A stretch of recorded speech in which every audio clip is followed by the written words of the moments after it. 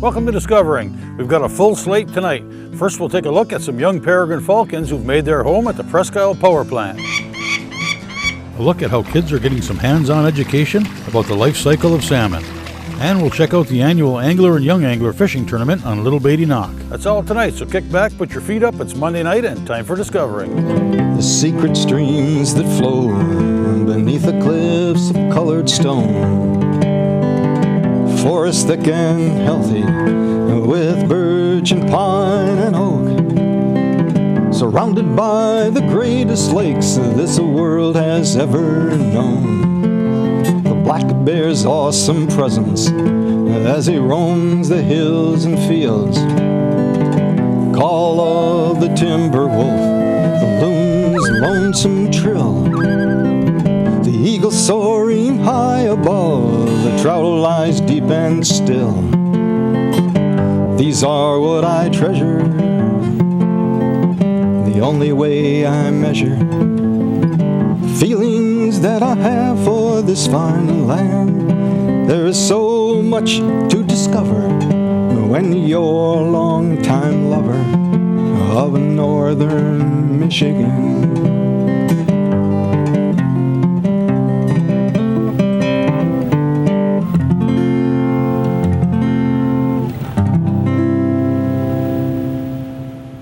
The peregrine falcon is renowned for its speed, reaching over 200 miles per hour in its high-speed hunting dive, making it the fastest member of the animal kingdom. The highest measured speed of a peregrine falcon is 242 miles an hour. The peregrine's breeding range includes land regions from the Arctic tundra to the tropics.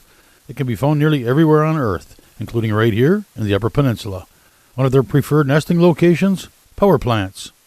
I visited the Presque Isle Power Plant in Marquette, where a group of kids and adults stood by to get a look at some young falcons and watch as they were banded for the sake of providing important information essential to understanding their habitat needs year-round. Yeah, we're here at the Presque Isle Power Plant, one of We Energy's sites here in the UP. And power plants, at least in Wisconsin, where I do most of my work, account for almost half of the successful nests every year, and they produce 50% of the young every year, give or take a few percentage points. Power plants, by their very nature, are secure. No one's going to bother these birds up on top the chimneys or on top the buildings. There's usually plenty of prey available, and they're generally located, most power plants are located along water sources, shorelines of rivers or lakes, where then they use the water for cooling the turbines. But peregrines also like nesting on cliffs, and they like nesting near shorelines. So in essence, power plants today are human-built cliffs because they're mostly along shorelines, and again, there's plenty of food.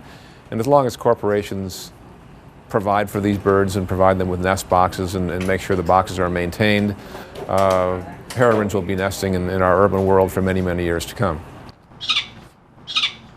This morning we banded the young falcons, and I try to band them between 18 and 24 days of age, which is a good time. I can sex them and make sure they have the proper size bands. It's also, if we go much later than that, we could take a chance at frightening them out of the nest box, which we don't want to do, obviously. So make sure that we adhere to that window for banding. But they were taken, we went up inside the chimney, put them in a small air kennel, brought them down here and put the two bands on, a federal band on one leg and a color band on the other. The silver band that you saw is the Fish and Wildlife Service, or the federal band. To band, you need a federal bird banding permit, and those are the bands that are issued to you as a permittee. We also have an allowance on our permits that allows us to put the color bands you saw, the black over blue bands with the much more easily read numbers and letters. Those are the ones that really allow us to follow these birds. And because we've been able to band so many, we've got a lot of data on this new recovered population, and we know how far they travel. I just said 100 miles for male, 200 for female, generally speaking. We know how long they live. Some of these birds live, quite long, in spite of the fact that 50 to 70% are not going to be here next year. The males are about a third smaller than the female for all your birds of prey. There was a male, I believe, last year lived to be 19 in Indiana, so they can live quite long. I usually band between 20 and 24 nest sites, and obviously these birds don't all nest at the exact same time, so I have to band when they're between about 18 and 24 days of age. So scheduling that at each site and knowing when the eggs are laid, knowing when they hatch is a bit of a juggling act each spring, but we always get it done. So. Would you like to pick a name? Select a name? The people that run the plants and the sites where these birds are nesting like to name them. They're falcons, and I like that buy-in. I want it to be their success. So They often provide names for these birds, and they get recorded right along with the band numbers. So the bands allow us to track them and identify them year after year. There was a female peregrine I banded at the U.S. Bank building in downtown Milwaukee 16 years ago. She was the only bird produced. Looked very wimpy, didn't think she was going to make it. She's now 16 years old. She produced her 42nd offspring atop the Cathedral of Learning at the University of Pennsylvania in Pittsburgh. So we wouldn't know that if they weren't banded.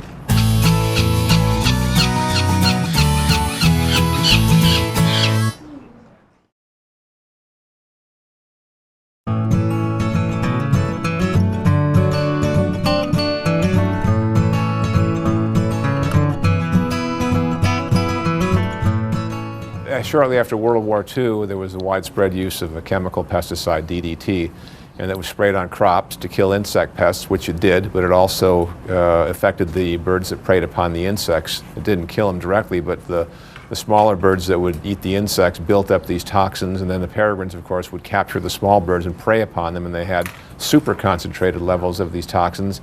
And again, it didn't kill the peregrines outright, but it caused them to lay thin-shelled eggs, which crushed while the females were incubating. So by 1964, the eastern race of the peregrine falcon was gone. And the birds we have here today are all the progeny of captive-produced birds that were released throughout the upper Midwest back in the mid to late 80s into the early mid-90s. Another boy. So you got 2 boys and a girl. The recovery program began in 1987 with the release of captive-produced peregrines atop a tall building in downtown Milwaukee, for Wisconsin anyway. And that was followed up by additional releases in Madison, La Crosse, Pleasant Prairie, and Racine. I think in total there were 103 captive-produced peregrines released in Wisconsin, with similar or greater numbers in other states as well. So again, it was a Midwestern regional effort to restore the species, and again, peregrines don't understand state lines, so they go wherever they want to go.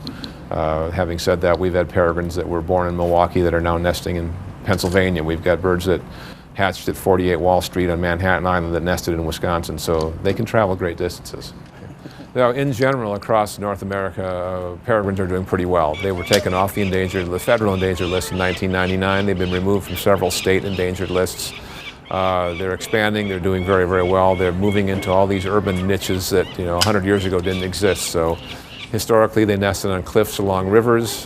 Today, we have all these human-built cliffs along rivers and lake shores, and peregrines have adapted very, very well to it, where people have provided nest boxes for them. So they're doing better. In Wisconsin, they're still on the endangered list because last year, out of the 31 successful nests we had, only 4 were on cliffs. Again, peregrines like these cities, and we'd like to see them back on all the cliffs along the rivers, and that's probably going to take a little more time. So they remain on the list because, in essence, although the peregrines are doing very well with 31 pairs in the state, the majority of those are nesting in urban areas where humans are providing for them. So we need to ensure that that human interest and that human commitment and that stewardship is maintained so that peregrines will have a bright future. It's 60's become an average year. I mean, it started out when we, almost 30 years ago, there were no peregrines, and it started out real slow with one site, then 2 sites, then 3 sites, and it worked its way up. And today, at least in Wisconsin, we have, last year we had 31 successful nest sites that produced a total of 98 young, which was a very good year. I think we've had one year we had 32, so it's starting to plateau a little bit because most of the good sites are occupied now. Some sites are coming online as far as bridges and things go, where we can't really access them. We know peregrines are nesting under bridges in certain areas. So I think in the end, we'll probably end up with 30, 35 nests bouncing back and forth from year to year. Living along the UP up here, along the coast of the southern shore of Lake Superior, is actually a fantastic place for them. The peregrines are attracted to shorelines. They're also attracted to very tall cliffs or human-built cliffs, i.e. power plants, tall buildings, and so on. So wherever you've got a power plant along a shoreline today, and wherever you've got corporations that provide nest boxes for them, you're pretty much going to attract peregrines. There are 2 power plants here in Marquette. Both of them have nest boxes. Both of them have nesting peregrines. So if we want them here, we provide for them, they will be here. Like most birds of prey, peregrines, 50 to 70% of these birds aren't going to make it through their first year, and it's, like I said, it sounds harsh, but it's nature's way of making sure the best genes get passed on to the following generations. So these youngsters will stay pretty close to the Presque Isle Power Plant until they can hunt on their own, and some pick up that talent real quick. Others, it takes a little while. They're slow learners. Once they can hunt on their own, they begin to disperse and move off. They're no longer dependent on the adults for food. And at that point, they go wherever they want. Most of these males end up nesting 100 miles or less from where they're born. Most females 200 miles or less. But as I said earlier, that 25% near the top, they go all over the place. You know, we've banded over 4,000 peregrines here in the upper Midwest in the last 25, 30 years. And they all have band numbers, but they also have names. So we do that. Once that's taken care of, we put them back in the air kennel and get them back up inside the chimney. There's an elevator that goes up the inside and back into the nest box, where, as you can see, moms are right there to take care of them. So everything's back to normal as far as they're concerned. And again, by taking a half hour out of their lives to apply bands, provides us with 10, 15, 20 years of opportunities oftentimes to follow them through lifetimes.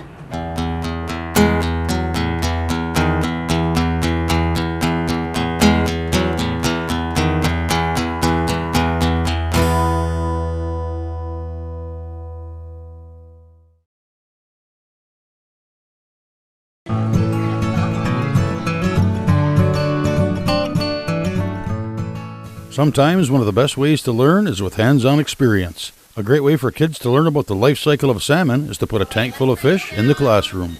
That's the goal of a state-sponsored program called Salmon in the Classroom, which provides students the opportunity to raise, care for, and maintain salmon in their classroom from fall till spring, culminating with the release of the young fish into a local Great Lakes watershed. The state of Michigan has gotten into a program over the last, 6, 7, 8, 10 years called Salmon in the Classroom.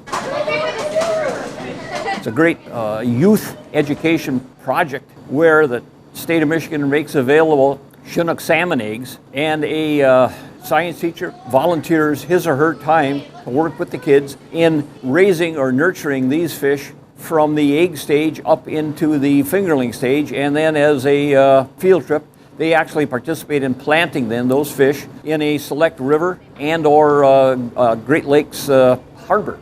The reason that we started this project is we needed some hands-on science. Mr. Ostrenga teaches high school science. I teach 5th grade, which includes science. And we've been looking and searching for something hands-on. So we decided that maybe we can do this and impact more kids. The kids are going to be working together, so it's really going to be a nice way to put some hands-on science to where the kids can actually impact our environment and maybe have more of an interest in fishing in our lakes by doing this project. Our administrators were good enough to let us partake in the project. Sport fishermen were good enough to help supply quite a bit of money. They were really influential in supporting us and becoming our sponsors in this project. Without them, we couldn't do this. They're at the final stage now then of actually planting these fish, and today they'll go into a net pen where they'll be held for about 5 or 6 days to imprint on the water, the chemical nature of the water, and then potentially in 3 to 5 years when these salmon mature, they'll return here to the Escanaba Yacht Harbor. Well, one day we came to school and our teacher said we were going to do salmon in the classroom. We all thought it would be really fun. We've been raising fish in a fish tank at our school for the past couple months, and now we're here today to release them into the water. So we were all kind of new to do it and just kind of going with what we had. Today we've stocked about 20,000 Chinook salmon here in this net pen. The kids came out and they helped unload the truck, so it was pretty cool to see a couple hundred kids. They're going to hold these fish for a week or so and then let them go. The eggs came from Little Manistee River downstate by Manistee. We took the eggs in October. They hatched somewhere around Christmas, so they're about 5 months since hatch. They were anywhere from 2 to 4 inches long, and hopefully in a couple years they'll be coming back here in fall to spawn. Today we're excited. We are releasing our salmon that we've been raising this year at Rapid River into the harbor, and we're putting them into net pens, and hopefully within 3 years all of our students will be able to be fishing in the harbor and catch some record Chinook salmon. Most of the Salmon in the Classroom projects, they release them into streams so they can spawn. This is a different project. We're trying to get them larger so that they don't just feed the lake, that we can get a higher percentage that grow into adulthood.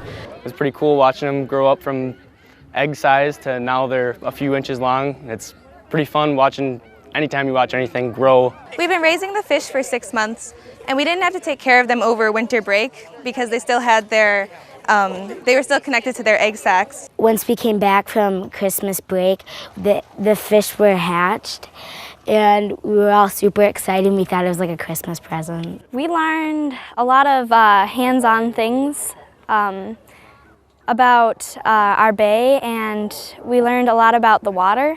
Well, we're doing this with Mid-Penn with our 8th and 9th graders. We had a science elective class. I had 31 students in there. We started back in November with eyed eggs. We had about 166 eyed eggs that we started out with. We were feeding them throughout the spring here. Now they're ready for planting. We have about 122 fish that survived. So about 27% die-off, which is probably pretty close to normal. Kids were really into it, enjoyed it all the way through down to kindergarten. We had kids very interested in our project. As it got to the end of the year, they started to get about 2-3 inches, feeding bigger pellets and a lot more.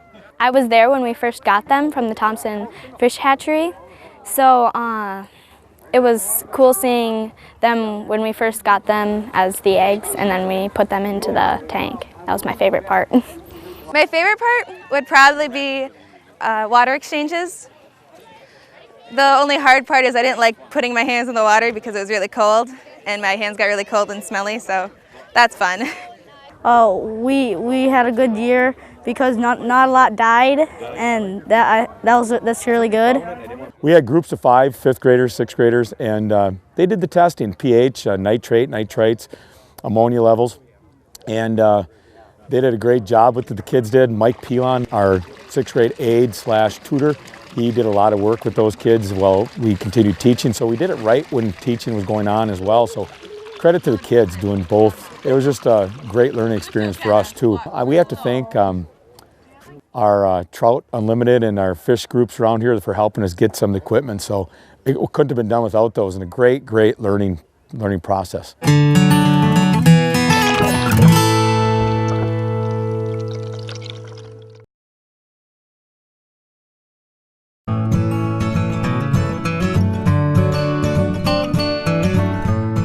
June 13th and 14th marked Free Fishing Weekend in Michigan and was host to a number of fishing tournaments across the UP, including the Angler and Young Angler Tournament in Escanaba. The AYA format is set up with one angler and two kids in the boat, 17 or under. And it's set up that way so 2 kids can have fun and share the same moments with their dad or uncle or a good friend. Who's the top fisherman on the boat today?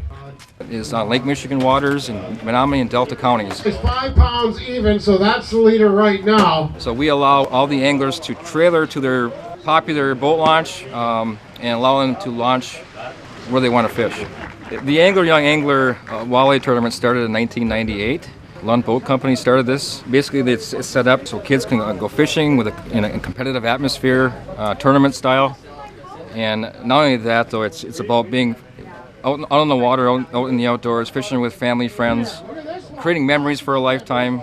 14 pounds, 4 ounces on the catfish caught by Jacob Van Brockland. There's nothing more satisfying than seeing kids catch fish, high fives in the boat. And when the day is all done, they come back here for a great weigh-in, and they all receive some great prizes. Was it a tough fight? Yeah. Yeah?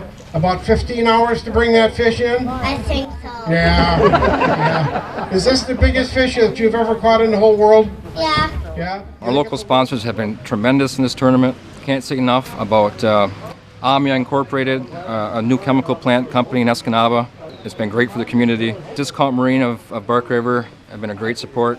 Cabela's out of Green Bay came up this year to sponsor the kids, and that was a great deal for us. So the kids are, we're just having a great day today, caught a lot of fish today, and that's what it's all about, getting kids fishing, getting their mind off the computers and games, and going out and enjoying the great outdoors. 16 pounds, 10 ounces, we got a new leader. Let's see what they're going to have for big fish. And the Angler Young Angler is actually an international event. There's 17 to 20 events every year across the USA and Canada. And Escanaba has one right here in the UP. Kids did a beautiful job today. Yep. And the Angler Young Angler puts on free pizza. Our sponsor, Little Caesars Pizza, actually donated the pizzas for this day's event. So we're very, very grateful for that. So we have pizza, refreshments for the kids after a long day on the water. And let me tell you, the kids get hungry fast. 4 pounds, 1 ounce, we got a new leader. Now let's see where we are with big fish. First place prize for the young angler is actually a nice prize. It's a 12-foot Lund aluminum boat with a 5-horse Mercury 4-stroke kicker on the back.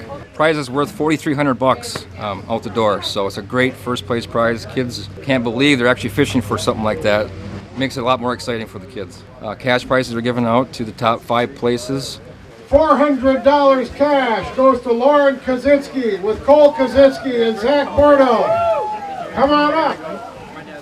And a lot of prizes, fishing rods, tackle boxes, just tackle. Moonshine Lures, another big sponsor, kicked in some really nice casting spoons for all the kids. So all the anglers in this tournament, they all got prizes. All the kids won something, so. $500 cash. Team number 3, Kevin Gartland, Morgan Gartland, and Trevor England. Come on up. And we have a big fish category. So not only is this a walleye tournament, if the kids catch a big sheephead, a big northern pike, a big bass, we have a catfish category, and I'm not sure what the poundage was in that catfish, but it was a huge catfish brought in today. Really, really impressive.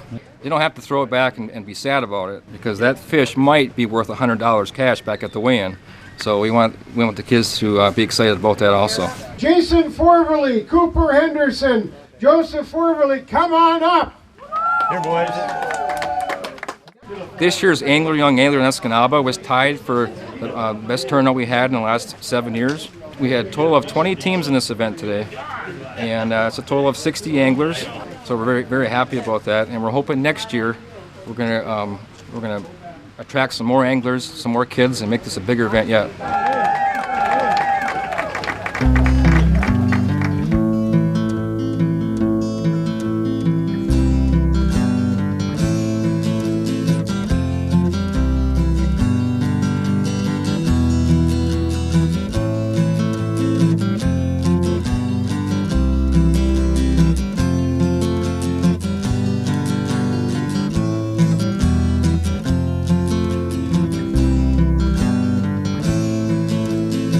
Well, that's it for tonight. If you'd like to keep tabs on what's coming up on Discovering or see where we've been, you can join us on Facebook or go to 906outdoors.com.